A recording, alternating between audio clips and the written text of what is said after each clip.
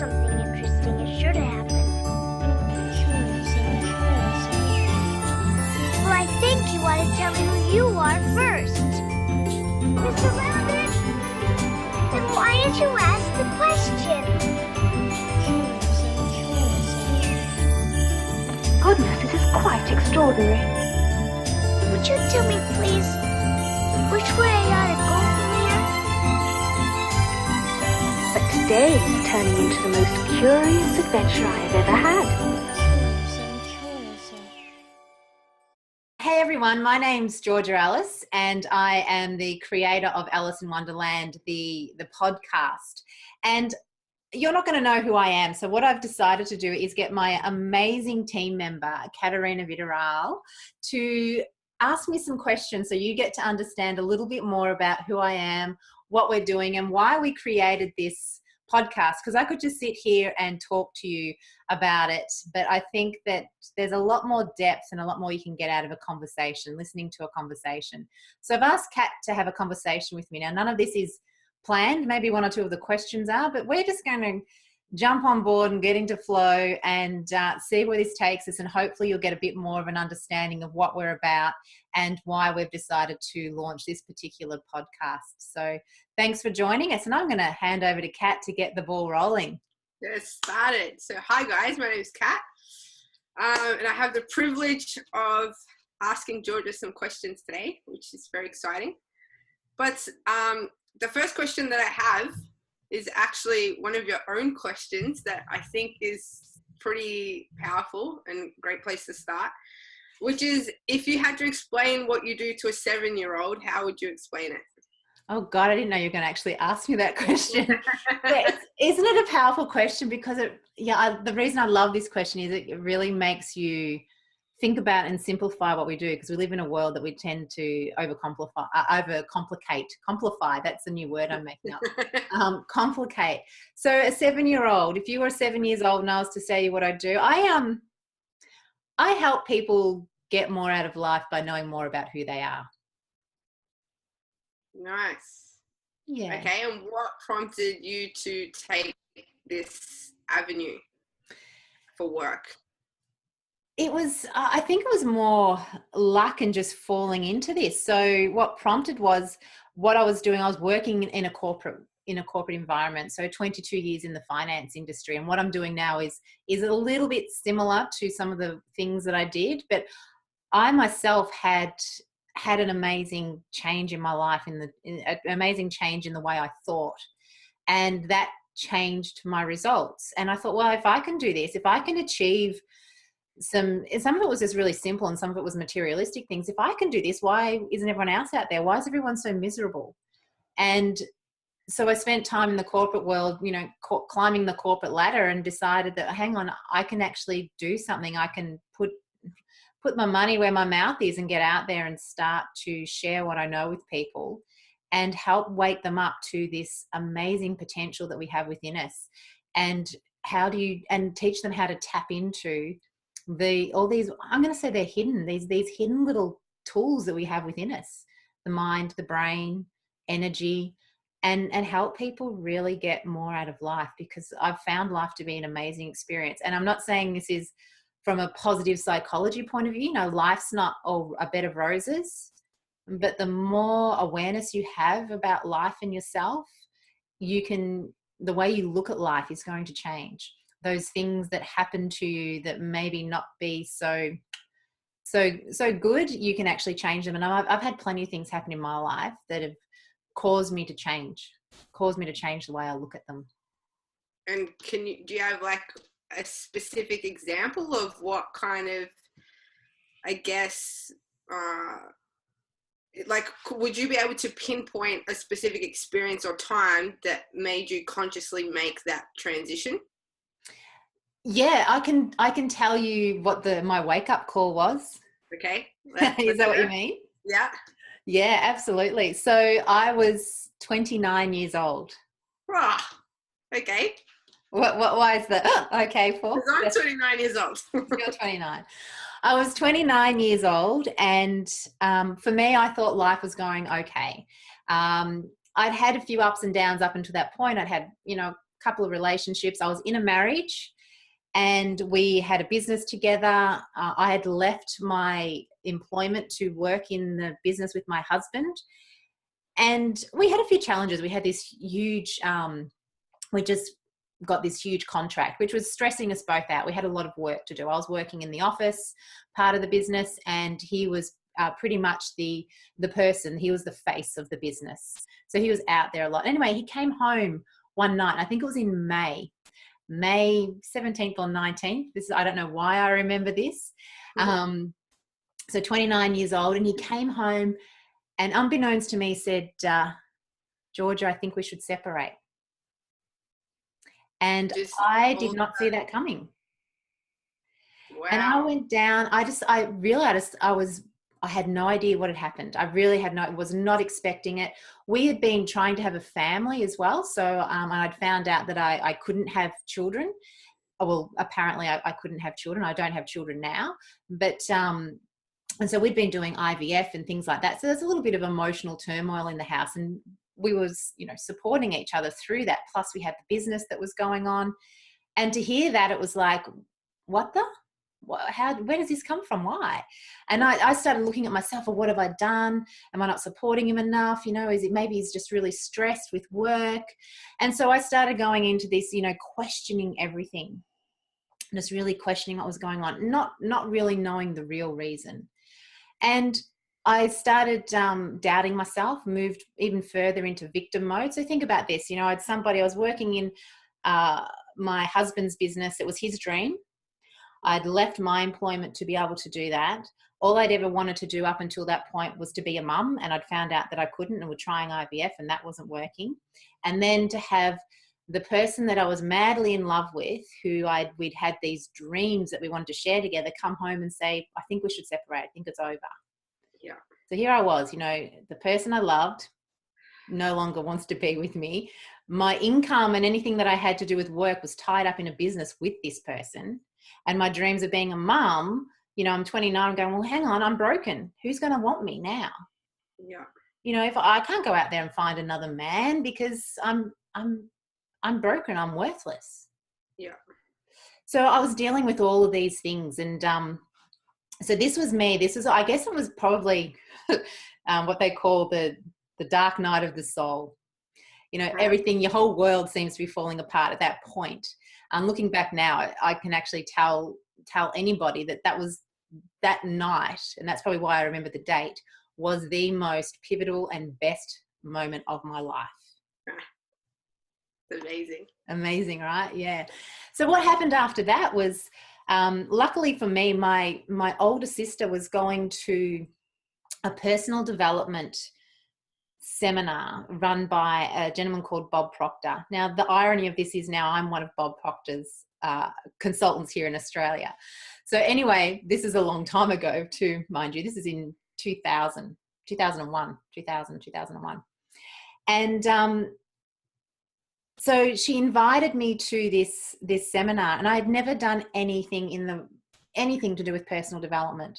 So one of the biggest mistakes I see that I had made, which I've learned from, was when I left school, I decided, I thought that was it. Year 12, I don't have to do any more education. I don't have to read any more books. This is it. I've done my education. I'm done with it, right? So fast forward 10 years and I still hadn't read a book. I'd done nothing. The only form of education I'd had was when I had to go and learn some things to do with accounting to run a business, or I had to learn how to do something on the computer. I was learning the things that I thought I needed to get the job done. Yeah. I knew nothing about myself. I had read nothing. I'd been to nothing. So this was all new.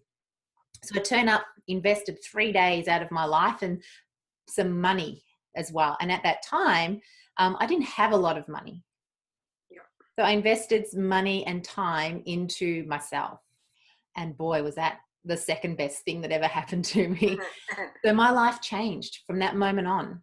All of a sudden, I realized, and I woke up to this new knowledge now that I had the ability to change my external world by how I saw myself and what was going on in my internal world, the thoughts that I had, the feelings that I had. And I started experimenting and playing with that. And then we go, you know, a couple of weeks later, I end up finding out that my husband was actually having an affair. So what had happened was I'd gone from this victim mode of, you know, no one's going to love me anymore, to then finding out that my husband was actually in love with somebody else. So imagine what that would do to somebody with low levels of self-awareness, who had just had their husband come home and say that to them a couple of weeks earlier, and your whole life was tied up around this person and these things. But thank God for me that in between that time, I had gone to the Bob Proctor seminar. Now, I'm not saying it was perfect, but I had this new level of awareness that I didn't have to let this new piece of information and news destroy me. So I started recreating myself from the inside out, and I put into practice what I'd learned. And it was from that moment I can remember, I've actually got it right here, the workbook from the seminar. So I had this workbook. Wow. And in the back of it, I've got a big to-do list, and I know I did everything there. And I wrote down all the books that were mentioned in that seminar, and I bought every one of them, and I read every one of them. And they're still on my bookshelves, and I still read them. Wow. So, and I've actually still revisit this. I go back and revisit this workbook. So that was my defining moment. That is why I do what I do now, because now there are a lot of people that have had much worse things happen to them in their life. However, and they've still been able to make changes. I'm not saying that mine's this big sob story, and I don't want anyone feeling sorry for me. I want people to start to understand that there is a way you can get yourself out of whatever's happening to you in your life. That's basically it. So does that help you understand the story and the turning point? Yeah, I learned things about you in that story that I didn't know, which is great. What was one thing that you learned? Well, I learned more about your relationship with your husband, and that you were trying to have children, and that wasn't really working out for you. Which, not that children are everything by any means, but I liked that you allowed yourself to be vulnerable in your truth. Like I feel a lot of people will share these stories of where they came from, but it'll almost like they have to create it in a particular way or shape it in a particular way to make it appear. But just the way you shared your story, I found quite admirable that you just said it for how it was, and that was okay, and that was enough. It didn't need to be anything more or anything less. And I think with what you're saying at the end as well is that there's definitely people who have had worse situations, but worse as well, I don't know if you'd agree, but I think it's all relative. Like somebody could have experienced your situation, and that potentially could have led them to something like suicide, for example, or something, or maybe even something much less could have got them a more vulnerable position, if that makes sense. Yeah, absolutely. So I think it's very admirable the way you. Yeah, I actually learned a lot. But on that note, the last sort of, sorry. So we've got a little bit of delay. I think one of our internets is going down a little bit, but that's okay. One of the things, and while you're talking there, you reminded me of something, and I don't have it here, but I was journaling a lot during that whole time going through trying to have children. I was journaling a lot, and I look back now and I go, wow, look at that emotional state I was in. Look at that person I used to be. And I am not nowhere near that person anymore. But I can remember reading something in my journal, and if I had my journal here, I'd read it to you, where I was in London about 3 or 4 months after that. I'd gone over to London as part of my 30th birthday present. I escaped. And I can remember writing, and, I realized when I was there, I had this big epiphany that, my happiness, I'd been putting my happiness on a relationship. I've been putting my happiness on growing someone else's dream, on being the perfect life. I'd put my happiness in trying to have a child. And I remember reading in my journal, I wrote all that out and go, it's not that. My happiness, all of a sudden, I had this newfound happiness and strength, and it had nothing to do with the things outside of me. Yeah. All of a sudden, I knew who I was. And I knew that I could create the future I wanted. And I became so curious about so many different things.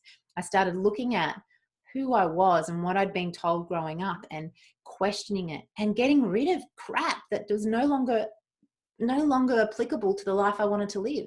I had so many things that were holding me back. You know, all these things that, I mean, Kat, you and I had a spoke earlier, all these things that were taboo. Yep. You couldn't drink, you couldn't smoke, you couldn't have sex before marriage. All these things were part of my upbringing. But all of those things created blocks for me to move forward, to really express the person I was. They were not liberating for me. There was no sense of freedom. And all of a sudden, as soon as I had this aha moment in London, I realized that, hey, it's got nothing to do with, I can be happy without a child. Yeah. I can be happy on my own. I can be happy. I can create this life the way that I want to. I can design it. And I set forth and started to do it. Now, it hasn't been a perfect journey. I've been ups and downs, and there have been moments in my life where I've neglected this information. I've neglected it. I've got on and just lived my life as part of the norm. But I've always come back to it at some point. And now, because it's part of my business, it's very prevalent and always there for me. So I'm assuming then that your value in curiosity is part of your little strapline, I guess, for the podcast of Curiouser and Curiouser. Yeah, absolutely. So Curiouser and Curiouser, and one of the reasons I called it Ellis in Wunderland is there's two reasons. One is my surname is Ellis, so it's really quite interesting. But what happened for me is my life, as soon as I had this event happen, I was tumbling down this rabbit hole. Seriously, I had no idea. And I end up at the bottom of it. And for me, my white rabbit was Bob Proctor. All right. He started to open my eyes to different things. And he's been one of the white rabbits. There's been many, but he was the pivotal one. You know, drink this, you can be big. Drink this, you can be small. It's not drink this, it's think this. All right. And you start, you like that, don't you? So here we go on this tumbling down this rabbit hole. And Alice, in her story, in this wonderful fairy tale, is extremely curious. And for me, that point in my life, undoing the programming, so to speak, undoing the concepts that I'd been taught, being curious about what I'd bought into was what changed my life. So what I want to do as part of this podcast series is be curious, come in with no judgment, explore things. You know, there is no right and wrong. There is no black and white. Yeah. Everything, you know, there's going to be things that serve us in our world and in our life. And there's going to be things that don't help us on our journey. So let's just explore and be open-minded to some of these things that we might have thought were taboo. You know, I really want to talk about the things that maybe we don't talk about. And I want to talk to people who are living what I would call extraordinary lives, but they're ordinary people. One of the things that I think held me back for a while was this thing that I bought into around society, and it's around success. You know, we have so many people think that success is about having, you know, you need money to be successful. You need all the, you know, it's all about the material things, the things on the outside. Well, it's going to be different for everyone. Absolutely different for everyone. So as somebody that I was involved with recently in a business sense, you know, he believed that you needed to have money to make a difference in the world. Now I stopped and I got curious about that. Well, let me see. Are there any people that are making a difference in the world who don't have money? Yep. Gandhi. Mother Teresa. And there'll be a lot more of people out there making a difference in the world who aren't famous to us now. They're not celebrities. So I want to find those people. Yeah, for sure. I want to talk to those people. What are you doing? Because I really want everyone to have permission to, you know what, let's just take a leap. Let's tumble down this rabbit hole and go into all the different areas of life and just see what we discover together. Some of it will be great for some people and some people are not going to buy into it. But I just want everyone to be open-minded to having a bit of an adventure and having a more childish, wonder-filled approach to life. Yeah. I think that's where the magic happens, when we discard the the things that don't serve us, discard the beliefs that we've bought into that have been handed down from generation to generation to generation.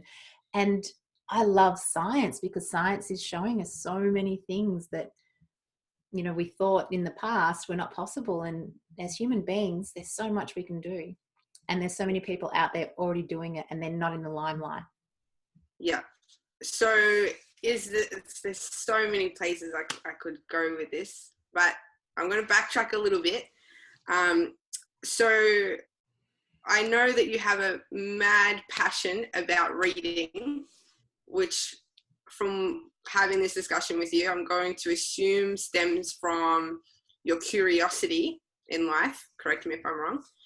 Is there anything else that you would like to elaborate on in terms of why you hold that in such high regard and why you make that such a high priority for you? Because for me personally, almost every time I speak to you, you're either reading a new book or you've just got a delivery for 5,000 new books or you've added another 50 to your to-do list. Like reading is a very big part of your priorities, I guess, which I guess you could probably term under the umbrella of personal development and constantly expanding. But do you have anything that you'd like to elaborate on as to why that's so important for you?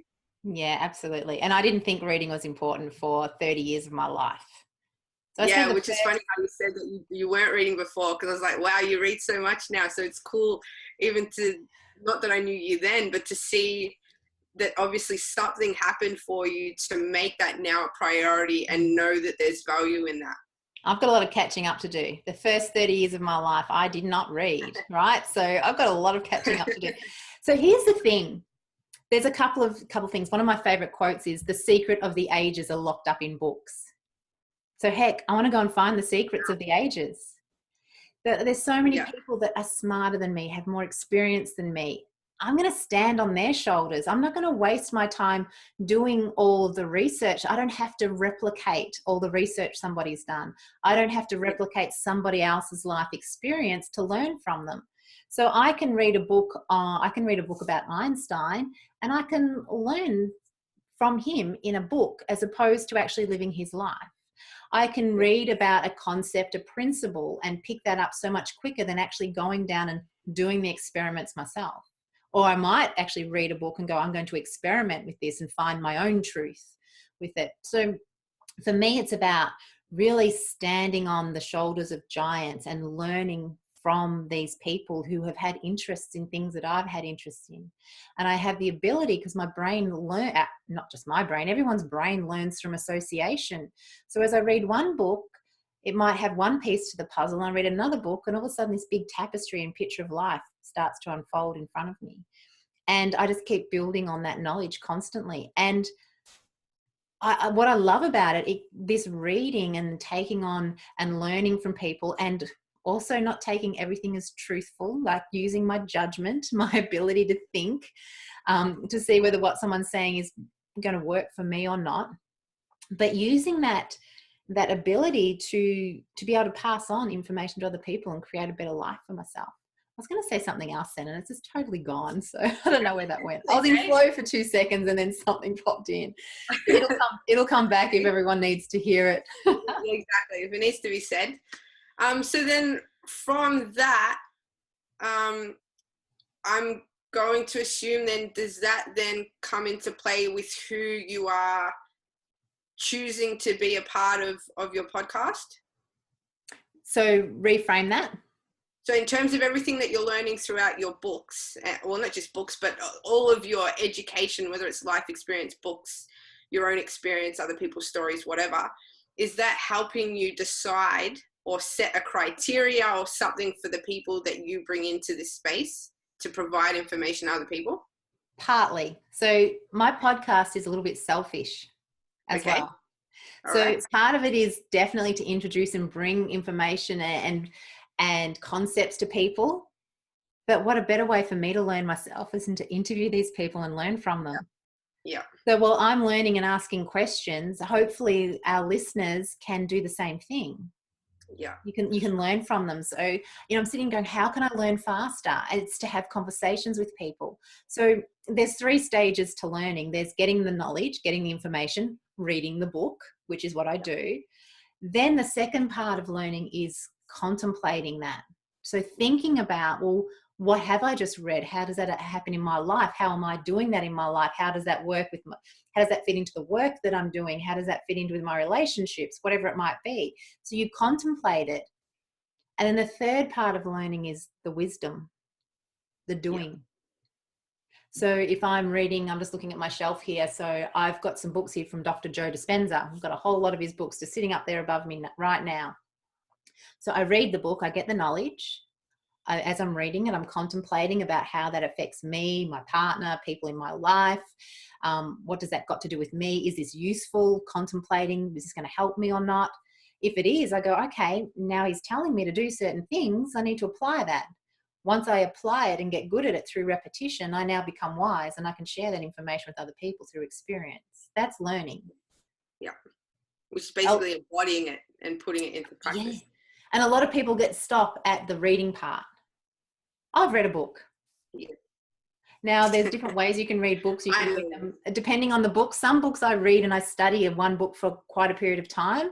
And I've just been exposed to thinking about looking at reading in a different way. Is just picking up a book and reading part of it, finding the piece of go mining for the gold in the book and then put the book aside and not finishing it. Now, that goes against everything in my DNA about learning, but I'm going to give it a go. So, yeah, absolutely. Yeah. That's part of the learning. So with the podcast, if we get people on board that have gone on a journey, they've read the book or they've heard something, they've then contemplated it and they've put it into practice, they now come to the podcast with wisdom from experience. And we can all learn from that. And it shortens our own ability to learn and grow. You don't have to have the experience. Like sure. if you want to change your life, Kat, you don't have to. You can learn from what happened to me when I was 30. From my experience, I'm saying, heck, I waited 30 years before I read a book. Now, if you're listening to this podcast and you're 23, start freaking reading. Don't wait till you're 30, right? Learn. You're going to learn from me and it's going to make so much difference in your life. Yeah, absolutely. So then is there a certain criteria or anything in particular that's making you decide who you're going to bring into the podcasts? Yeah, absolutely. So what I'm looking for as we move forward is I'm going to scour my life and the world, and people are going to turn up for those people who are living their life on purpose. So, and they're living life and they're feeling like they're successful by their definition of success. So it may be the local gym instructor. I don't know. It may be the person who is just really, really happy in their life. They've overcome some adversity.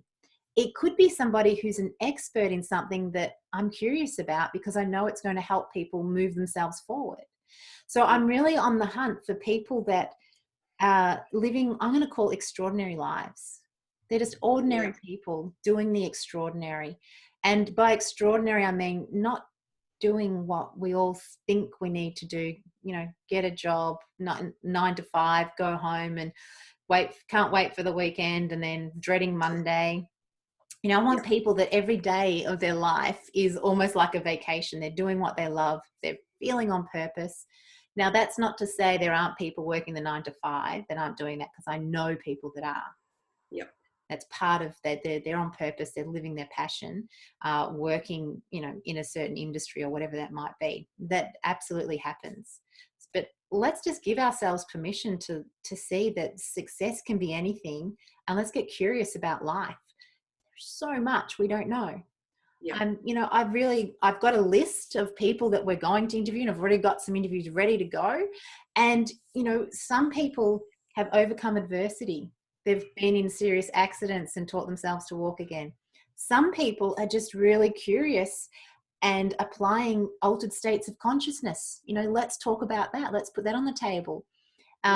We've got people who know how to to profile you. They can look at your face and tell you your life story almost. Okay, wouldn't that be nice to understand how that works? Yeah. So they're the type of people we'll be having on the podcast as it moves forward. Yeah, cool. I can't wait to listen to all of them. But just something that I think maybe is worth elaborating on, if you don't mind, is how would you define, or would you be able to elaborate what you mean by a life on purpose?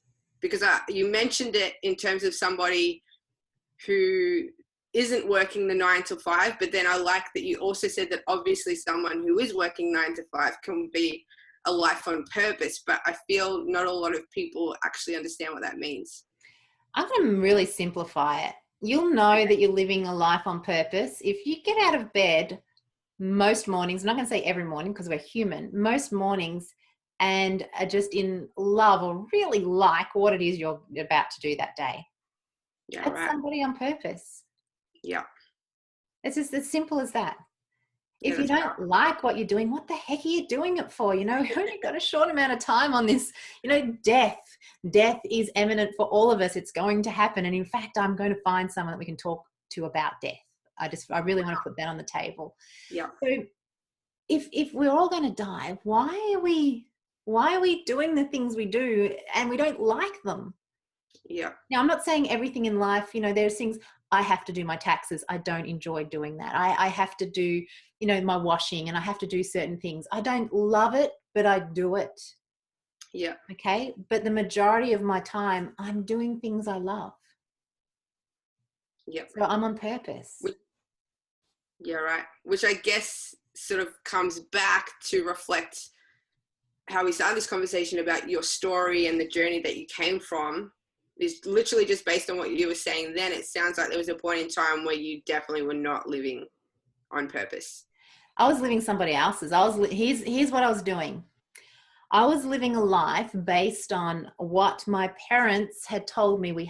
You get married, you stay in that marriage even if it doesn't serve you, you stay in that marriage. So here's the thing. I spent some time trying to fix a marriage and stay in a relationship where my husband was in love with somebody else, because I had this belief that till death do us part. Yeah. That was not serving me in that relationship. So I was living a life on that. I was living a life based on, you need to go and get a job, and you need to work in that job long hours, and you need to be working a certain amount of weeks a year so you can take 2 to 3, maybe 4 weeks off for a vacation or a holiday. Yeah. You know, I was living all these things. Now, when I got and was working in the corporate world, there were elements of my job that I loved and liked a lot. There were parts I didn't like, and I felt like I was on purpose for a long time, but I stopped growing in that industry, in that area. So my next thing was to leave. Yeah. That was my next catapult. My next part of growth was to do that. Yeah. There was no more growth there for me to be living on purpose and doing what I loved. Okay. Do you feel that's the case for a lot of people?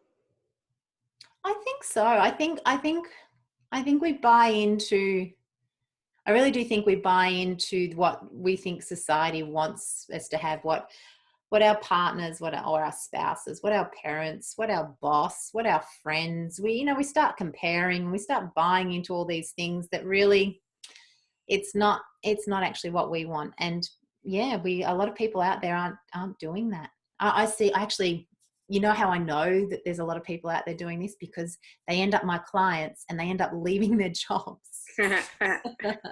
Yeah. And what do you think is the biggest consequence of staying in that situation? And by that situation, I mean staying in a life that's not on purpose. Oh, where do you start? Health, happiness, depression. There's a lot of different consequences, and I really believe people start getting angry and frustrated at the world, but it's actually angry and frustrated at themselves, because they're going, I'm doing this, but I don't want to do it. Yeah. I'm doing this because I bought into this idea that I needed to have a big house and lots of cars, and need to have this X, Y, and Z. I need to do this every year. And now I've got a mortgage for that. Now I can't leave my job because I've got debts. Can't leave my job because I've got responsibilities. Now I'm not telling people to go and change their lives because of these responsibilities, but I want to really think about, what are you doing, and can you create some more sparkle in your life, some more wonder, some more curiosity, and start to look at, well, maybe I can have something a little bit better for myself. Yeah. And I'm guessing then that that's where as well the people that you bring into the podcast will just, I guess, further provide evidence of the positive consequences of choosing to live a life on purpose and the sort of lifestyle that comes with. Yeah, that'll definitely be part of it. Yeah. But it will also, for people that are living life, it's going to give you some tips and ideas on how to up-level your existing life. It might not mean making massive change. It might mean, hey, I'm already living on purpose. Here's some new information I can add to my repertoire, my tool belt. So it's going to be for everyone. Those people that maybe want some change, or those that are already on the journey, already there. As I said, I'm going to get someone, we're going to talk about death. I'm going to find someone, we're going to talk about how they overcame adversity. We all need to understand these tips and tools, but we also need to understand that there's no right or wrong. Just come on board for the journey, and let's treat this whole thing as an adventure. Let's go and find out what's going on in life and who's out there doing what. What are they doing? Yes. Let's learn from them. Let's celebrate them, and let's be inspired by them. Yeah. And my one last kind of question is, if then, based on all of this, you could interview anybody in history, no more than 3 people, literally dead or alive, doesn't matter, any point in time, even if they're fictional characters, doesn't even matter. If there's 3 people that you could interview, who would it be? Oh, wow. That's something I probably would have needed to prepare for. Who would have been 3 people? Even if it's just one. Yeah. So, yeah, I'd probably, good question. So the first person that popped into mind was Nelson Mandela. Okay. Purely because of what he went through and how the magnificent change, like he already was somebody on purpose, but he had a real big change in his life. And I'm really curious about, what's it like to be in a jail and be locked up, have your freedom taken from you, but then be able to change the world afterwards. That'd be a pretty cool conversation to have. This is me being really curious. I'd love to interview Jesus Christ. All right. Now, this is going to sound really crazy. Brilliant answer. But you know what? There's a lot out there around, nobody really knows the truth about that. Wouldn't it be awesome to just sit down and have an open conversation and say to him, hey, man, there's this story, this book written about you, and you're in this book, and we sort of follow you until you're really young, and then all of a sudden you reappear at 33. Where were you for those other years? What were you doing? How did you come to know all this stuff? Yeah. I think that's somebody would be pretty cool to have an interview with, I think. That is a great answer. Great and answer. then the third person, who would I be my third person that I'd like to? I think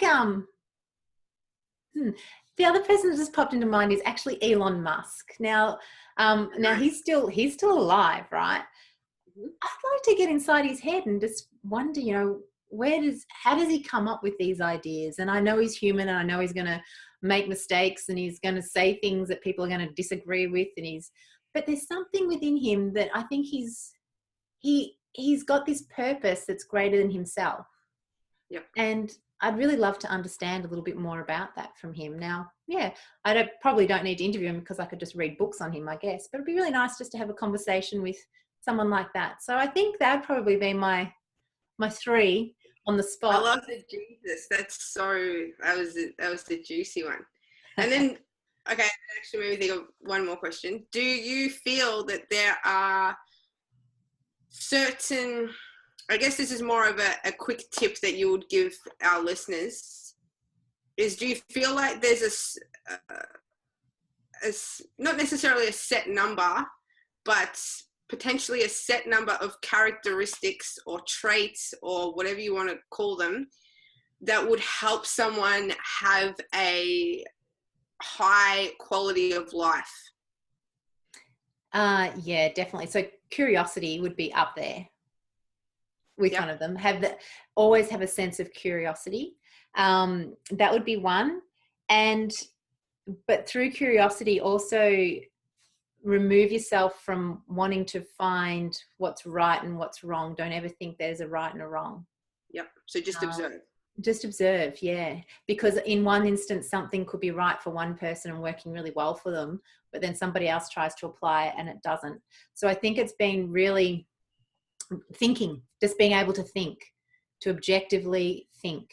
I think they're the two things. So be curious, but then what you're being curious about, think about it, contemplate it.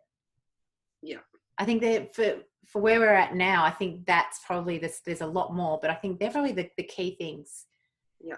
And that curiosity is just asking why, even asking why about yourself. Why do I believe this? Why am I judging this person? Why aren't I getting the results I want? Why did this person get the results? What's my current situation and how can it be better? That's curiosity. Yeah, which is great, I think, for people to be mindful of as we go forward with these podcasts and you interview people, because I'm sure the people that you interview, or even things that you're going to say, are going to challenge what people's current beliefs are. But if they enter the podcast with an open mind and curiosity, it, like you said, I think they may potentially learn something, or at least be open to something new. And it's not about the right or wrong. It's just that, can I see this being a truth somewhere, potentially?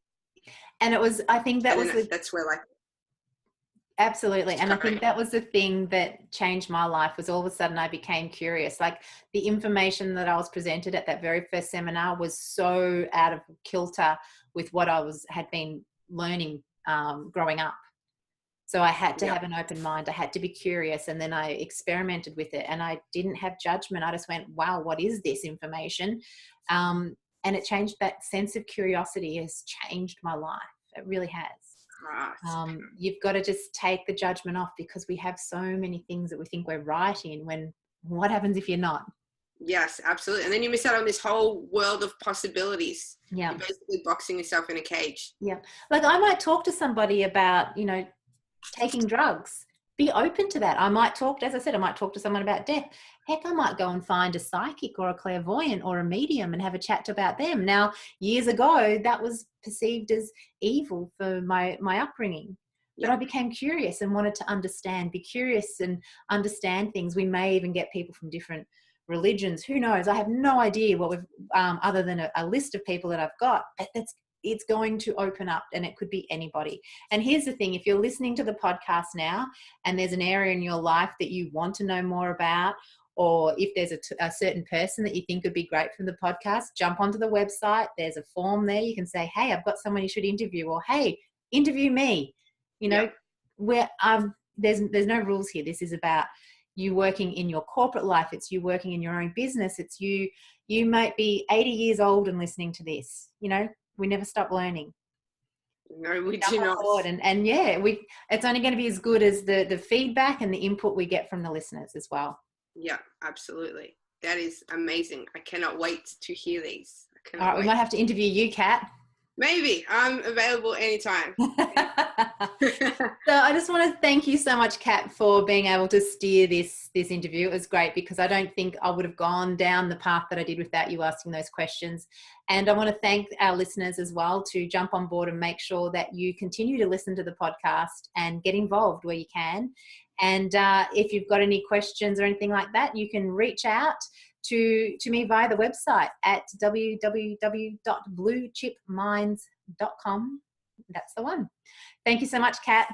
No worries. Thanks so much, Georgia. Have a great day, mate.